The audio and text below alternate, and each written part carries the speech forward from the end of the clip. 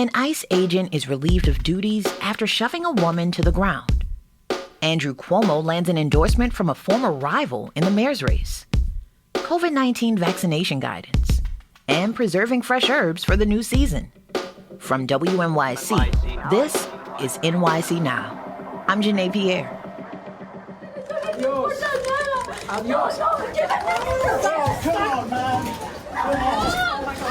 A federal immigration agent seen in viral videos shoving a woman to the hallway floor outside Manhattan Immigration Court has been pulled from duty while the Department of Homeland Security investigates. DHS spokesperson Tricia McLaughlin says in a statement that the officer's conduct was, quote, unacceptable and beneath the men and women of ICE. Videos of the clash at 26 Federal Plaza depict a chaotic scene as the woman's husband is being taken into immigration detention. McLaughlin says the department will conduct a full investigation. Former Governor Andrew Cuomo is getting an endorsement in his bid for New York City mayor from an old rival in the race. Jim Walden is a former federal prosecutor. He ran as an independent before dropping out earlier this month. Walden posted his endorsement on social media this week, noting that he has disagreements with Cuomo but wants voters to support him anyway. Walden also urged the other candidates to drop out and endorse Cuomo. He referred to frontrunners around Mamdani's agenda as radical and, quote, a gateway to extremism. The Mamdani campaign did not immediately respond to a request for comment. September is National Preparedness Month. It's meant to raise awareness around big emergencies like hurricanes, snowstorms, and even flash floods. Local officials are calling on New Yorkers to make a safety plan before the next emergency.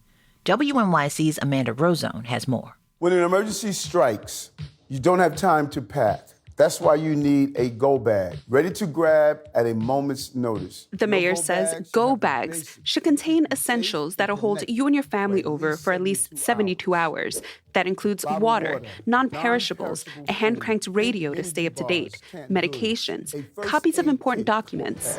You can tailor your go bag to your family's needs and add comfort items too, like snacks, coloring books for kids, or a favorite blanket. The goal is to make it through those first critical days. Officials say it's also important to sign up for the city's emergency communication system, Notify NYC, for the latest. Herman Schaefer is Deputy Commissioner of Community Engagement for the city's Office of Emergency Management. Not only do you need to understand what the emergency is and how to react, you need to have a plan for where you're going to go. He says, make sure you know your designated evacuation zone so you're ready to respond if an evacuation order is issued for your area, and come up with a family plan on where to meet if you get separated. But Schaefer says, don't panic. You don't need to have everything in place all at once. Teaching our kids about a fire escape, taking those simple steps that everyone can do, knowing that you can keep on going down this road and get more and more prepared.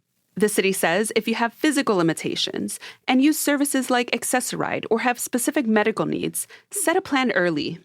That was WNYC's Amanda Rosone. Fall is upon us, and so are respiratory viruses. After the break, some recommendations from New York City's top doctor. Stay close.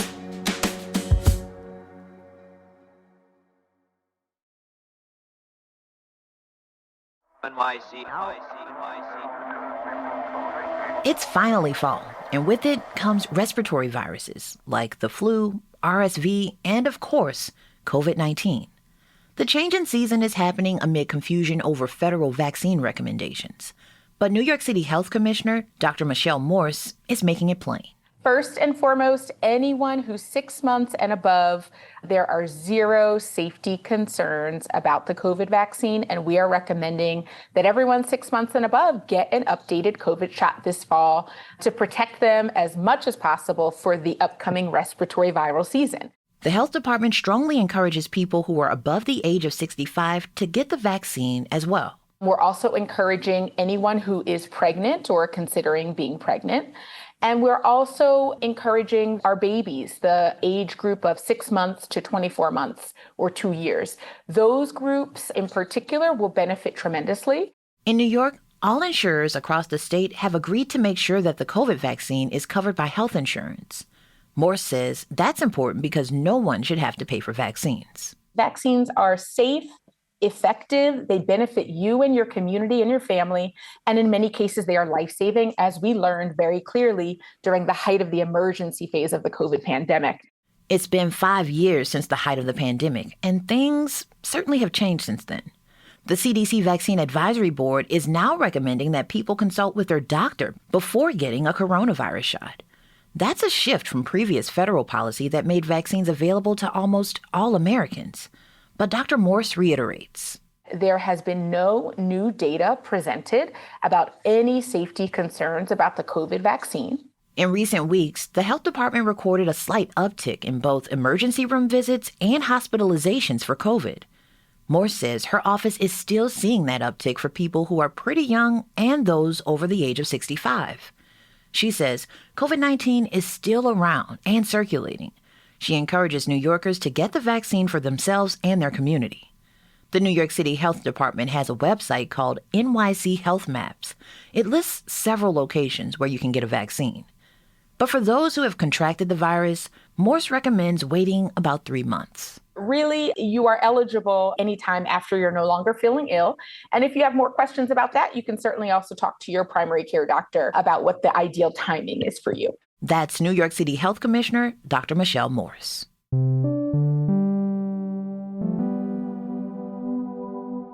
It's the first week of fall, but it certainly doesn't feel like it. Amelia Tarpey with WNYC Green Markets shares what's in season at your local market. She says herbs don't do well in a cold, so now's your chance to stock up on and preserve herbs for the upcoming season.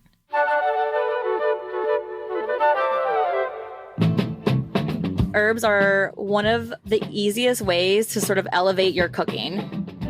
It is the time to make pesto and freeze it so you have that fresh basil flavor into the wintertime.